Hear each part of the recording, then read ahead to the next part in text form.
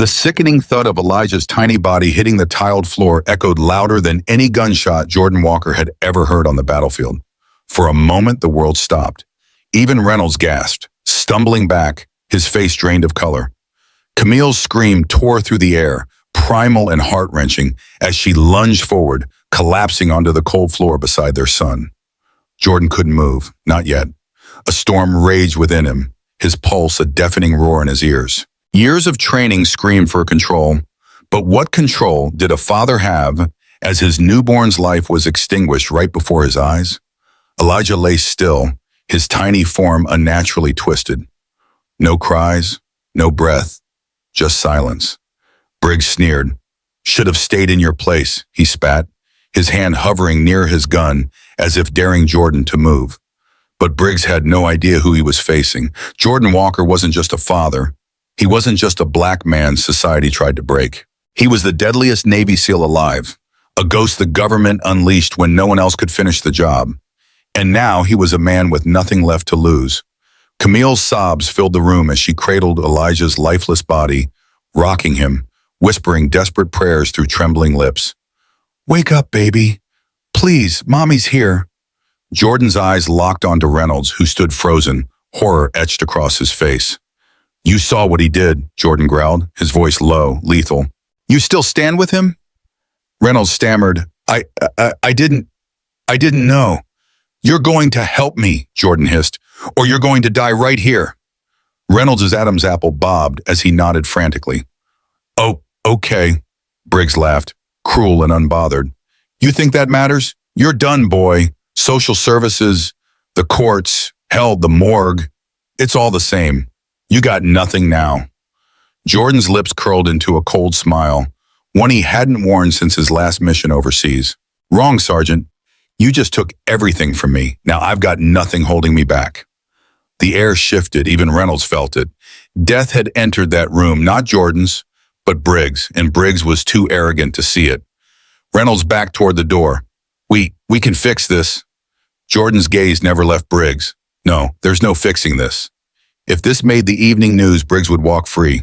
But Leon Walker wasn't relying on a broken system. He was the system now, the judge, the jury, and when the time came, the executioner. The nurses scrambled around Camille, their faces pale and eyes wide with helplessness.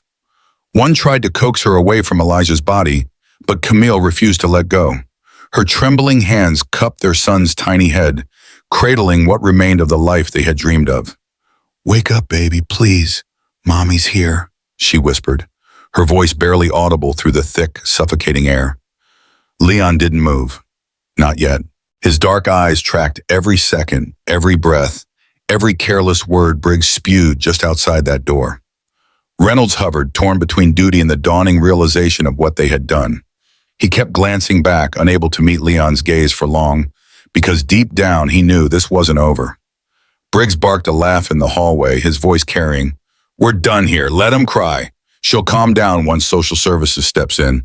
That voice, smug and full of contempt, ignited a cold fire inside Leon that burned hotter than any battlefield he'd survived. He had faced death before, stared it down from less than 10 feet away. But this was different. Briggs hadn't just killed his son. He had declared war. The hospital lights flickered as the night shift settled in, the temperature dropping until Leon could almost see his own breath. It felt fitting. Death had come and taken the room with it. Camille's cries quieted to broken sobs, rocking back and forth with Elijah's body in her arms. Leon knelt slowly beside her, resting his hand gently over hers, steadying her trembling fingers. "I promise you," he whispered, his voice steady, "I will make this right." No rage, no screaming, just a vow carved into the air, solid and unyielding. Camille looked at him, her eyes hollow, and nodded. She knew what that meant. Leon stood, towering, his shadow swallowing the room. Reynolds caught his eye one last time and saw it. The predator unleashed, the reaper wearing a father's face. Briggs had made the gravest mistake of his life, and soon he'd learn some men don't need a courtroom for justice. His gaze is to plead out. Take a deal, serve a little time, and maybe walk out with some dignity left. Otherwise, this goes to trial, and trust me, Nobody's going to care about your record, your service, or what really happened in that hospital room. All they'll see is a black man accused of assaulting officers. The court eats cases like this alive. Leon stayed silent, his face unreadable. He knew exactly how this would play out. It was a script written long before tonight. They'd spin the narrative, bury the truth, and parade him in front of a jury that had already made up its mind. The system wasn't broken. It was designed this way. The lawyer shifted, his fingers tapping anxiously against the metal folder. They're offering you 10 years, maybe 8 with good behavior. Briggs already submitted his statement. Says you attacked against him, threatened to kill your own kid. Social Services is backing it. Says there's no record of your paternity. By morning, the media will be calling you a lunatic ex-soldier with PTSD. Leon finally looked up, his gaze cutting through the man like a blade. That's the story they're selling? His voice was calm, almost eerily so. The lawyer nodded, swallowing hard. Yeah, and if you fight this, they'll dig until they find something to make it stick. I've seen it happen. Leon leaned forward slowly, his elbows resting on his knees. Do me a favor. Go back to Briggs. Tell him I'll take the deal. Tell him I'm broken, that I'm ready to sign whatever it takes to make this go away. The lawyer blinked, surprised by the sudden shift. You sure? Leon smiled faintly, but there was no warmth in it. Yeah, I'm sure. The lawyer nodded, relieved, closing his folder quickly. I'll set it up. Leon watched him leave, his expression never changing. But inside, the storm raged. He wasn't taking any deal. He wasn't giving them the satisfaction. He was buying time. Because the second he walked out of this cell, the war truly began. They had no idea what they'd unleashed. Leon stared at the lawyer, his gaze as cold and unwavering as stone. The man across from him cleared his throat nervously and repeated, "The best option is to accept the plea deal. Cooperate, minimize the charges, and you might be looking at a reduced sentence." Leon exhaled slowly, his chest rising and falling with calculated control. No. The lawyer blinked, leaning forward as if he had misheard. What? No plea deal. Leon's voice was calm, measured, every syllable deliberate. He leaned in just enough to make the lawyer uneasy. I'm not here to bargain. I'm not here for a courtroom battle. His dark eyes locked onto the man's, and for the first time the lawyer faltered. There was something in Leon's expression that unsettled him, something dangerous. The lawyer swallowed, fidgeting with the folder in his lap. Then, what are you here for? Leon sat back, his posture unreadable. To gather information. A heavy silence stretched between them. The lawyer shifted, realizing there would be no convincing Leon to take the easy way out. With a defeated sigh, he stood and muttered, I'll see what I can do. He didn't meet Leon's gaze as he slipped out the door, leaving Leon alone in the cold, dim cell. Leon exhaled slowly, his mind already working. The precinct was just another battlefield. These walls, these uniforms, these men who thought they were untouchable, they were just variables. He had fought and dismantled entire regimes with less. He wasn't locked in here with them. They were locked in with him. Meanwhile, Sergeant Daniel Briggs pulled into his suburban driveway, shutting off the engine with a satisfied sigh. It had been a long day, but to him, it was just another day. Another cover-up, another problem solved. The system protected men like him. The neighborhood was peaceful, every house picture perfect. Briggs had chosen this place for that very reason. Order, control, predictability, no chaos, no danger. He shut the car door and stretched, the scent of someone's barbecue wafting through the air. The kind of evening that reminded him the world outside the precinct was still safe. Briggs approached his front door, keys in hand, moving through the muscle memory of his routine. But as he stepped inside and flipped on the light, something felt off. No broken windows, no overturned furniture, but the air was heavy, charged. His instincts flared. He scanned the space. Everything looked normal. Family photos, the couch, the TV remote where he'd left it. Yet the unease only deepened. Shaking his head, Briggs stepped into the kitchen. He grabbed a cold beer, twisting the cap off with a hiss. The sound echoed unnaturally in the silence. As he turned, his eyes froze on a single sheet of paper on the counter. One word, in bold black ink, run. The bottle slipped from his grasp, shattering on the tile. He spun, gun drawn, pulse pounding. How? Every lock, every window secure. Still, someone had been here, and they had left a message. He swept the house, every step careful, controlled. No sign of forced entry. Nothing. Until he noticed the security chain on the back door, slightly off its track. Misaligned, someone had been inside and locked the door behind them. A creak from upstairs snapped his attention. Briggs moved toward the staircase, gun raised, every step silent. Another creak. Someone was up there. At the top of the stairs, his eyes darted to his bedroom, the door ajar, and the closet door, slightly open. Briggs exhaled and yanked the door wide. Empty, just hangers swaying. He knew what this was, not a break-in, not a robbery, a message. Someone had been here, watched him, and left without a trace. Then the house phone rang. The shrill sound tore through the silence. Briggs grabbed it. No hello, no sound from him. Just breathing. A voice spoke, calm, steady. Do you remember what you did? Briggs froze. Who is this? Silence. Then the same words whispered like a promise. Do you remember what you did? Briggs slammed the phone down. His breath came fast, ragged. Sweat slicked his palms. He turned, gun raised.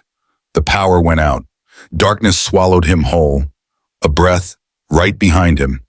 Briggs stood frozen, the phone still pressed to his ear, his breath shallow. That laugh, low, humorless, and terrifying, sent a chill crawling down his spine.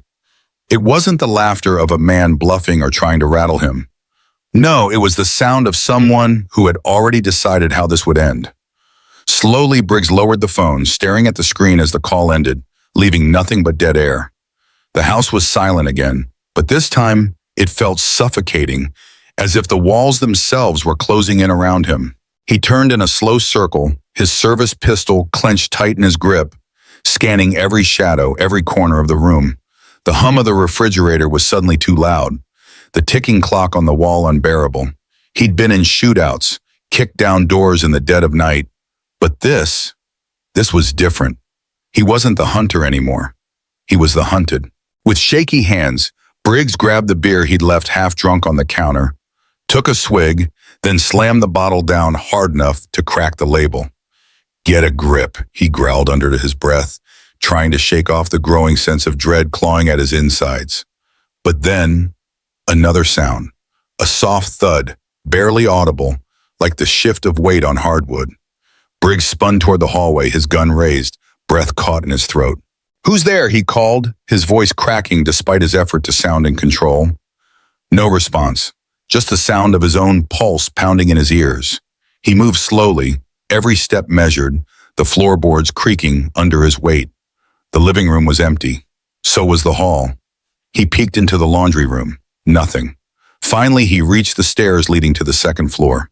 He stared up into the darkness, the hairs on the back of his neck prickling. Swallowing hard, he flicked the stairway light on. It buzzed weakly, flickering once before holding steady. You want to scare me? He shouted up the stairs. Come on then, do it. Nothing, just silence. His phone buzzed again. Briggs flinched so hard the pistol nearly slipped from his grasp. He yanked the phone out, nearly dropping it, heart hammering against his ribs. Another block number. He didn't want to answer. Every instinct screamed for him to run, but his pride wouldn't let him. He hit accept. I see you, the voice whispered. Briggs whipped around, gun leading the way, eyes scanning every inch of the open floor. He felt the cold sweat dripping down his back, soaking through his shirt. Where are you? He barked. Come out, face me like a man. A pause, then a soft, almost sorrowful reply. I did. You just didn't notice. Briggs's knees nearly buckled. He stumbled back, leaning against the wall to steady himself. He was losing it. Had to be. This wasn't possible. No one could get past him. Not in his own home. Not here. You think that badge will save you? The voice continued, low and deliberate. You think anyone's coming? You're already dead, Briggs. You just don't know when it hits. The call ended. Briggs hurled the phone across the room, shattering it against the wall. Screw you, he screamed, chest heaving, the sound ragged and desperate. He stood there for a long moment, panting like a man drowning on dry land. Then he did the only thing he could think of. He called Chief Holloway. Pick up, damn it, he muttered, pacing as the line rang. Finally, the chief's gruff voice answered. Briggs? What the hell? It's 3 a.m. I need a unit, Briggs rasped. Now, someone's been in my house. Someone's screwing with me. A pause, then Holloway sighed. Jesus. Briggs, what did you do? Briggs's lips trembled. Just send someone. But even as he said it, he knew no one could help him. Whoever was coming for him wasn't some punk looking to score points. This was personal, precise, calculated. Briggs had seen this kind of thing overseas, back when enemies didn't knock on your door. They waited in the dark until you begged them to finish it. He was about to hang up when he saw it. The back door, still locked, but the curtains were drawn just enough to reveal something outside. A figure, standing still in the yard just beyond the reach of the porch light, watching. Briggs couldn't breathe. The phone slipped from his hand and clattered to the floor. He raised his pistol, but the figure didn't move, didn't flinch, just stood there, waiting. Then slowly, methodically, the figure lifted a hand and pointed straight at him. Briggs's world shrank down to that moment. He was a dead man walking. Leon Carter sat quietly in the holding cell at Pine Haven Police Precinct, his breathing calm, his eyes sharp and alert despite the harsh fluorescent lights flickering above. The cuffs had left marks on his wrists, but physical discomfort meant nothing to him now. Briggs had taken everything, believing himself untouchable. But Leon knew men like Sergeant Daniel Briggs, men who hid behind badges, mistaking authority for invincibility. Briggs was arrogant, reckless, predictable. Leon would exploit that arrogance. The precinct hummed around him with casual indifference. Officers exchanged jokes, sipping coffee, oblivious to the storm brewing silently within their walls. Police Chief Frank Holloway's voice carried faintly from down the hall, his authoritative tone mixed with irritation. Leon noted it carefully, along with every detail, every security camera angle, and every shift change. Information was his greatest weapon. Later that evening, Daniel Briggs returned home, locking his front door behind him with an automatic click. His house in Westfield was quiet, the familiar silence comforting at first. He kicked off his shoes, dropping them carelessly near the door. He reached for a beer, eager to drown out the memories of the day, particularly the unease that lingered after the incident at Pine Haven Memorial Hospital. He flipped the kitchen light switch, casting long shadows across polished granite countertops. On the island sat an envelope he didn't remember leaving there. Briggs's heart skipped a beat. He approached cautiously, pulse quickening as he picked it up, turning it slowly. No markings, no return address. He tore it open with shaky fingers. Inside, a single note printed neatly. You took something from me. Now it's my turn. Fear surged through him. He spun, pulling his Glock 19 from his hip holster, his breath ragged, eyes darting around the empty kitchen. Nothing moved. Everything was exactly as he'd left it, but suddenly the house felt unfamiliar and dangerous. The phone rang sharply, shattering the oppressive silence. Briggs nearly dropped his gun, lunging for the receiver. His voice shook as he answered. Briggs, a calm, cold voice responded, sending chills down his spine. Your power won't save you this time. Who is this? Briggs demanded, panic edging into his tone. The caller's voice remained steady, measured, filled with quiet certainty. Leon Carter sends his regards. The line went dead. Briggs stood frozen, the receiver trembling in his hand. This wasn't some punk kid making threats. This was a man with military precision, a ghost capable of exacting vengeance silently and effectively.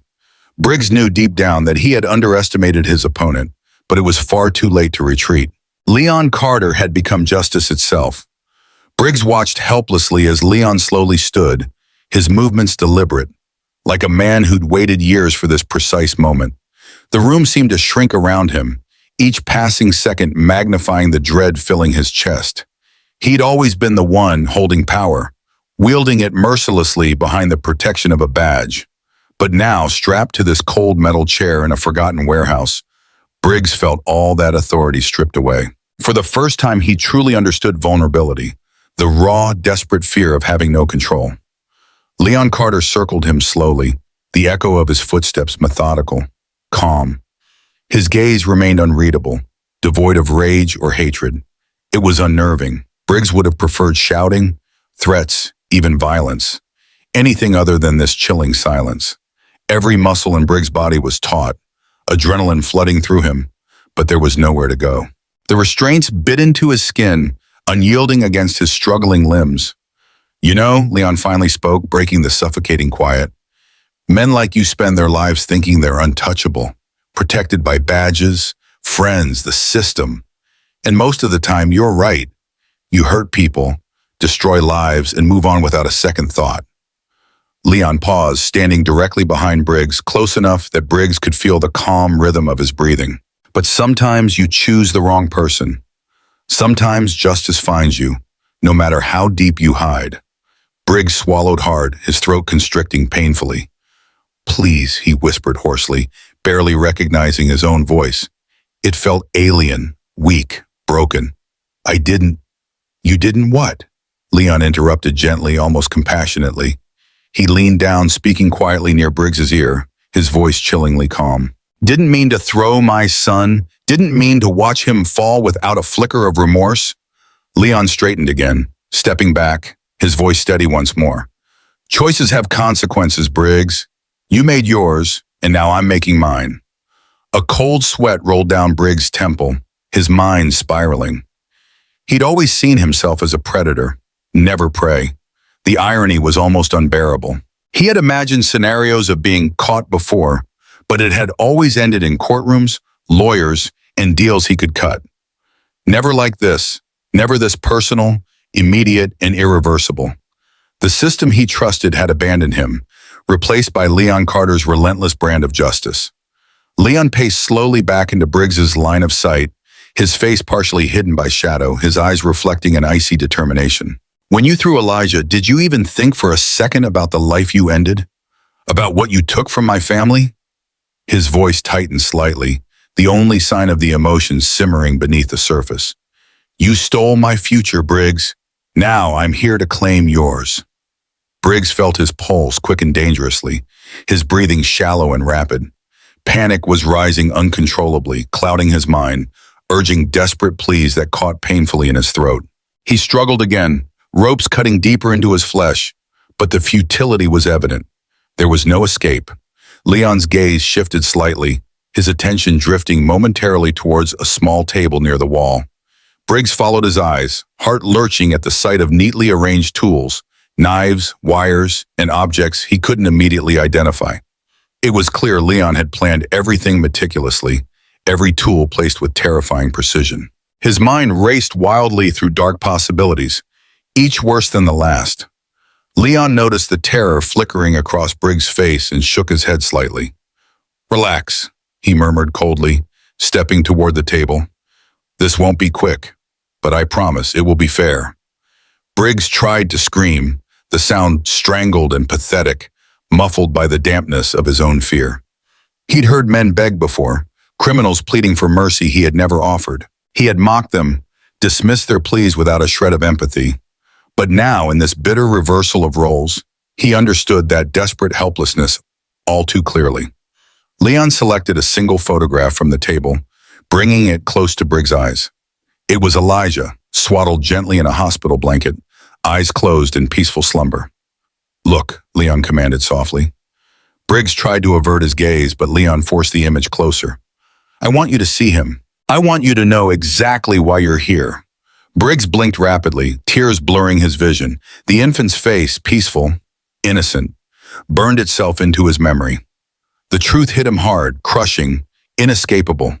His arrogance had led him here, his cruelty finally rebounding in the harshest of judgments. Leon pulled the photo away, setting it carefully back onto the table. He turned back to Briggs, his voice dropping dangerously low. You asked me if I remembered what I did. Now it's your turn, Sergeant Briggs. And believe me, by the end of this, you'll never forget. Judge Franklin Meyer's hands shook uncontrollably as he flipped through the pages spread across his kitchen table. Every incriminating detail of his secret financial dealings, hidden offshore accounts, and clandestine bribes sat plainly before him, undeniable and damning. His breath quickened, panic gripping his chest. He'd spent decades carefully covering his tracks, ensuring no one would uncover the depth of his corruption. But in one chilling moment, all of it lay bare, delivered directly to his doorstep. No signature, no explanation, just cold, calculated exposure. Myers jerked his head upward, his gaze darting anxiously toward the window overlooking his meticulously landscaped front yard. Everything appeared normal. The quiet suburban street, neighbors heading off to work, oblivious to the horror gripping him inside. Yet now, every shadow felt sinister. He knew this wasn't just an intimidation tactic. It was a promise of more to come. Miles away, Officer Henry Davidson stared blankly at the bullet resting in his palm, his fingers numb with dread. His heart pounded so fiercely he could feel it echoing through every nerve in his body. It wasn't the first time he'd received threats in his career, but this single, silent bullet delivered directly into his precinct locker, felt different, personal. He glanced around quickly, paranoid, wondering who knew, who might be watching. The squad room bustled with ordinary morning activity, colleagues laughing and chatting casually. But Davidson felt utterly alone, caught in an invisible sniper's crosshairs. Everywhere across Pine Haven, officers who had once smugly believed themselves untouchable now trembled under the weight of the silent warnings. Cars parked outside their homes that vanished by sunrise, photographs removed mysteriously from desks, personal effects rearranged just enough to induce paranoia. Leon Carter had skillfully turned their own tools against them, weaponizing the very tactics they'd once used to intimidate others. Fear became contagious, spreading silently through precinct halls, homes, and offices, corroding their sense of security. Back at Pine Haven Precinct, Police Chief Frank Holloway paced restlessly inside his office, his brow furrowed, jaw clenched. The calm exterior he presented publicly was cracking beneath the relentless psychological assault orchestrated by Leon Carter. Holloway had always operated from a position of strength, never questioned or challenged. Now, as his authority slipped through his fingers, he felt helpless. The ringing phone jolted Holloway from his thoughts. He hesitated, his hand hovering above the receiver, knowing exactly who waited on the other side. Steeling himself, he picked it up, attempting to mask his anxiety. "What do you want, Carter?" Holloway growled, forcing an illusion of control into his voice. A brief pause lingered on the line, thickening the air with anticipation. Then Leon spoke, calm, controlled, and unwavering.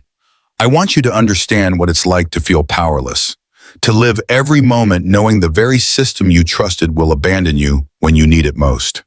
Holloway's grip tightened, knuckles whitening as he struggled to maintain composure. "You think you're better than us? You're nothing but a vigilante, a criminal." Leon's voice hardened slightly, a hint of icy menace beneath the quiet tone. "I fought it for this country, Chief. I fought for justice, believing men like you upheld it. You betrayed everything the badge stood for." "You can't destroy the entire department," Holloway snapped, anger and desperation mixing dangerously. "I don't have to," Leon replied evenly.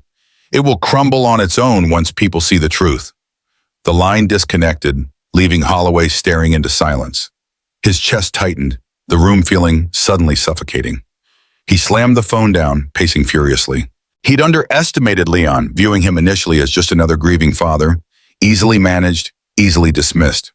But now Holloway recognized the terrifying precision behind Leon's every move. This wasn't blind revenge, it was dismantling the corrupt foundations of their power, brick by brick. Across town, Officer Reynolds sat shivering in the darkness, tied to a cold metal chair, his mind racing with fear and regret. The room was quiet, save for the distant dripping of water, an endless, tormenting rhythm echoing relentlessly. He had cooperated, revealing every hidden secret, every name, every cover-up he'd ever been part of. Yet the silence since he'd finished speaking terrified him more than threats or violence ever could. Then, footsteps approached steadily, measured and unhurried. Leon Carter emerged from the shadows once more, regarding Reynolds with calm detachment. Reynolds opened his mouth, pleading words dying on his lips as Leon knelt, meeting his frightened gaze. "You did the right thing, Reynolds," Leon murmured softly, yet his eyes remained hard, distant. "But your sins can't be erased so easily." "What happens now?" Reynolds whispered, his voice trembling. Leon leaned closer, his voice a quiet promise of inevitable justice.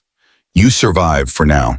But remember this feeling, Reynolds, because this is exactly what you gave to others." Leon rose without another word, leaving Reynolds alone in suffocating silence, haunted by his past, unable to escape the fear that Leon Carter had placed inside him. Just evidence. Daniel Cooper understood the message loud and clear. By the time dawn broke over Pine Haven, resignations had already begun. Judges stepped down quietly, citing vague personal matters or sudden health issues. Others vanished entirely. Their names scraped clean from courthouse plaques. Their offices emptied overnight. Leon Carter wasn't just dismantling their corrupt system. He was rewriting the rules entirely. Frank Holloway's paranoia deepened. The former police chief barely left his home, once a symbol of his authority, now a self-imposed prison. Holloway had increased security, installed cameras, hired private guards, and changed his routines countless times. But it made no difference. Leon was always ahead, always watching from somewhere unseen. The final blow came neatly packaged on Holloway's dining room table, placed precisely despite the locked doors, alarms, and guards patrolling outside. Inside the envelope was a single, chilling sentence printed in crisp handwriting. "You're next." Holloway's breath caught, his pulse racing uncontrollably. He had believed himself untouchable, protected by power, politics, and privilege. But if Eric Simmons had disappeared, if his once trusted officers were now being erased silently, he knew this wasn't merely revenge, it was justice. Across from the Bayview precinct, Leon Carter stood hidden on a rooftop, watching chaos ripple through the ranks. Officers hurried anxiously, speaking in whispers, casting nervous glances over their shoulders. Fear radiated outward, palpable even from a distance. The structure of their unchecked power was collapsing piece by piece, and yet Leon knew his work wasn't finished. He would see this through, ensuring that no corrupt foundation remained to rebuild upon. As the early morning mist blanketed Pine Haven a year later, the city had changed irrevocably. Henry Lawson, the new police chief, sat quietly in his office at Bayview Precinct, fingers steepled thoughtfully. He had stepped into a department haunted by the legacy of Holloway's corruption. His unwavering dedication had quickly turned into a quiet revolution, methodically cleaning house, rooting out officers who clung desperately to their tainted pasts. Resignation surged as Lawson dismantled the old regime brick by brick. Former allies of Holloway quietly disappeared, their records purged, identities hidden, attempting to outrun the truth. Yet their shadows lingered, unable to fully escape the reckoning that had already claimed so many. Holloway himself remained an unsettling mystery. His home stood vacant, his bank accounts untouched. No official investigation was launched. Within precinct walls, his name was rarely uttered, spoken only in hushed, fearful tones. Everyone silently acknowledged the truth. Leon Carter had erased him completely. To Pine Haven residents, Leon became something more than a man. He was whispered about as a ghost, a shadow that haunted those who strayed too close to corruption. Some believed he had retreated into obscurity, but the guilty knew better. They felt his presence lingering, unseen yet ever watchful. In a dimly lit bar on the outskirts of Pine Haven, Eric Simmons, Holloway's former lieutenant, sat alone nursing a whiskey. His hands trembled, sleep eluded him, and paranoia gnawed at his nerves relentlessly. He could feel eyes on him, even in solitude, pressing in from every shadow. "You all right?" the bartender, an older man with wary eyes, asked cautiously. Eric offered a hollow laugh, the sound brittle and strained. "Just ghosts," he muttered, pushing the drink away. He'd booked a flight under an alias, planning his escape far from Pine Haven's oppressive atmosphere. The bartender nodded knowingly but said nothing further. Some truths weren't meant for words. Meanwhile, Chief Lawson stood quietly at the window of his office, overlooking Pine Haven's skyline. He had spent months reconstructing what had happened before his tenure began. The accounts were fragmented, the official documents sparse, but one conclusion was clear. Leon Carter had single-handedly dismantled the corruption entrenched within Pine Haven's power structures. Lawson understood Leon even though they had never met. He was a soldier who had returned home to find his greatest battle still waiting. A father who had buried a child, betrayed by a twisted system. A man forced to become justice when the law had failed him. His phone rang, interrupting his contemplation. Lawson picked it up immediately. "Chief?" a worried voice hesitated. "We just received a package." "From whom?" "No return address," the officer answered uneasily, "but you'll want to see this."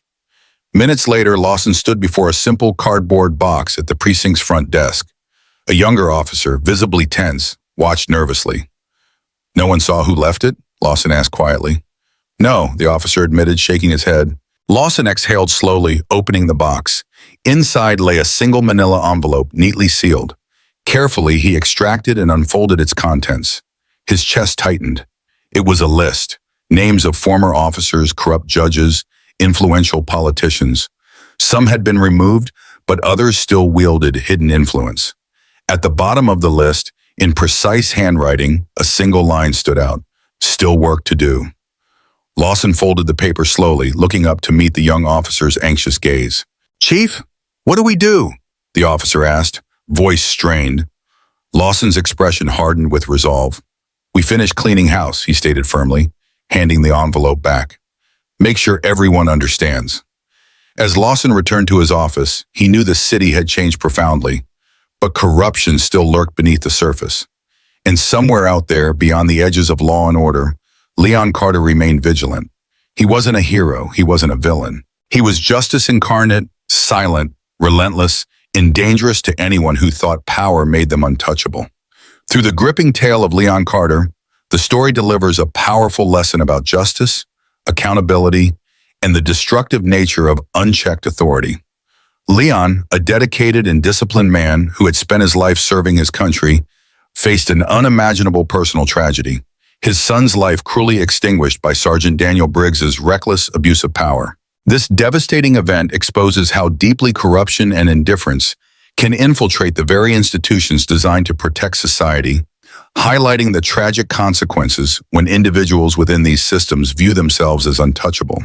Leon's response, a calculated, relentless pursuit of truth and accountability, underscores a critical truth: that justice, when denied or twisted by those entrusted to uphold it, creates a dangerous void, filled only by grief, resentment, and ultimately vengeance. The story serves as a stark reminder that systems failing to self-correct inevitably lead to their own collapse, as corruption, arrogance, and cruelty breed fear, distrust, and instability. Chief Frank Holloway, once a symbol of authority and control, learns too late that protecting unethical officers comes with profound consequences. His empire, built on secrecy and complicity, collapses because he chose power over integrity, complacency over responsibility.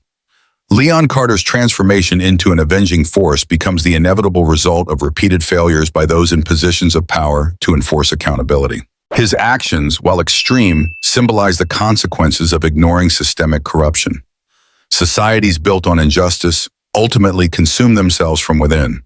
Moreover, the narrative compels readers to understand that true justice cannot be permanently suppressed by intimidation, bribery, or force. Justice delayed or manipulated creates a pressure that eventually erupts, reshaping communities and redefining power structures. Reshaping. By meticulously dismantling the corrupt infrastructure of the Pine Haven Police Department and exposing the failures within Westfield's judicial system, Leon demonstrates that true power does not reside in rank, wealth, or authority, but rather in truth, resolve, and the unyielding commitment to doing what is right, even when the cost is immense. The lesson is clear and resonant.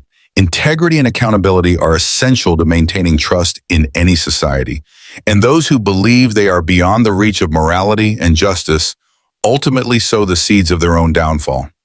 Leon Carter, in his silent yet powerful crusade, illustrates the enduring truth that corruption thrives only in shadows. And when confronted with unwavering resolve, truth becomes an unstoppable force, dismantling even the strongest illusions of invincibility. If you like this meaningful story and believe that justice always wins, don't forget to click the like button to support the channel.